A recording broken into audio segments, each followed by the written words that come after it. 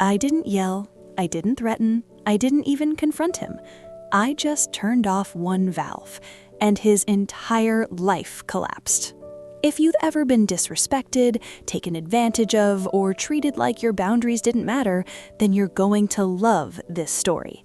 Hit that like button, subscribe, and buckle up, because this is one of the most quietly savage revenge stories you'll hear today. When I bought the house, I thought I was starting fresh. New chapter, new walls, new peace. What I didn't know was that I just stepped into someone else's little crime scene. The house no one wanted. I live in Asia, and property in the capital city is no joke. Prices are brutal, competition is insane.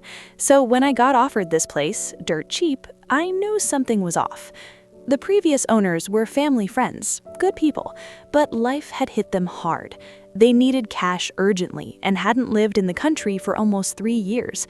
Renovations half done, house sitting empty, slowly rotting.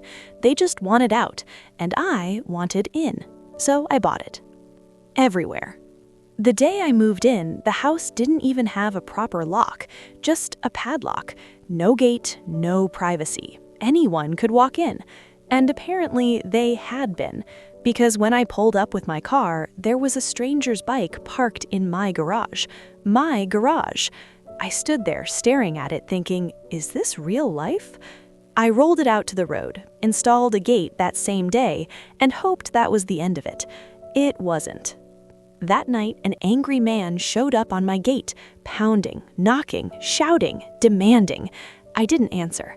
I watched him through the window, arms waving, face red, pure entitlement.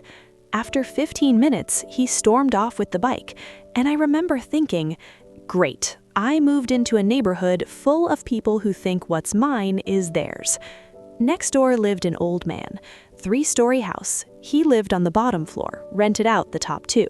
A retired mechanic, grumpy, bitter, and furious that the house next to him was sold.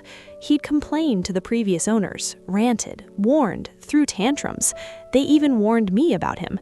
But I'm 6 feet tall, I've got 3 dogs, and I mind my business. I wasn't worried. I should have been. The first sign something was wrong. A week after moving in, I was in the shower. Warm water, steam, relaxing. Then suddenly, the pressure dropped. Not a little, noticeably. And right then, I heard it.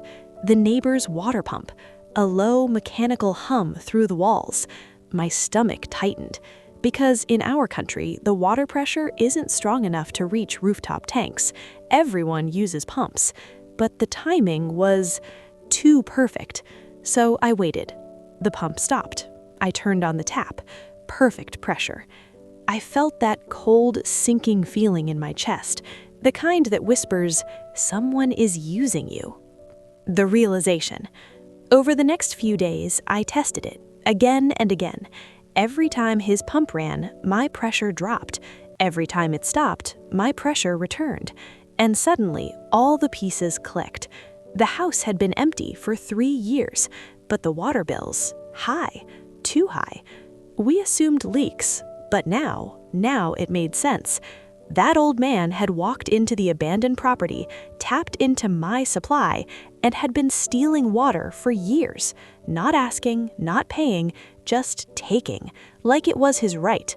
Why it hurt more than the money? Here's the thing. Water is cheap here. Even with 3 dogs, a garden, and washing my car weekly, I barely spend $5 a month. So it wasn't about money.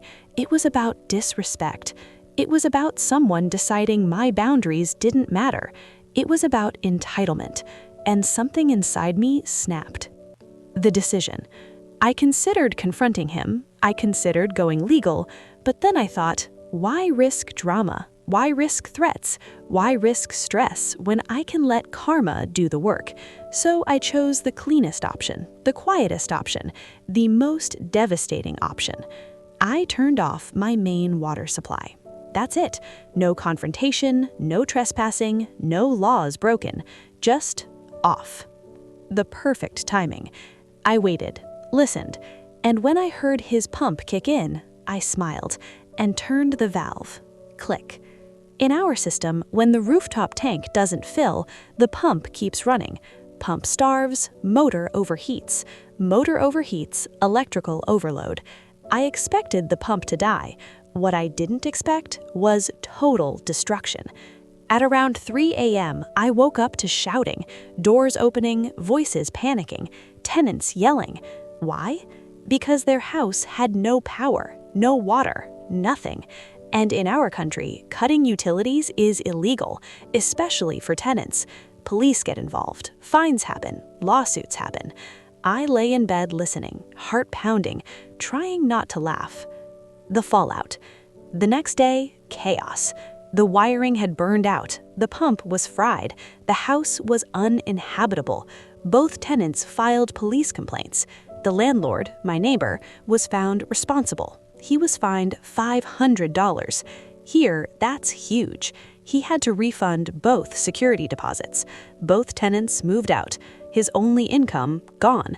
And now he can't even rent the place until everything is repaired, which he can't afford. The confrontation. 2 days later, he came to my gate, face tight, eyes tired, voice forced calm. He asked, "Did you turn off your water?" I looked at him, smiled politely, and said, "Oh yeah, had a leak. Turned it off until the plumber came." The way his face twitched, the way his jaw tightened, I knew. He knew, but he couldn't say a word because he had no right. He's moving out this Sunday, going to live with his daughter. No tenants, no income, no power, no pride. All because he thought he could quietly steal from me. And I never raised my voice, never touched him, never threatened him. I just closed a valve and watched his entire system collapse. Some people think being quiet means weak. Some people think kindness means permission. But sometimes the calmest actions create the loudest consequences. If this story gave you that, "Oh damn, that was satisfying" feeling, hit that like button, subscribe, and tell me in the comments, what's the most satisfying revenge you've ever seen? Because trust me, we've got a lot more coming. Like and subscribe for more revenge stories.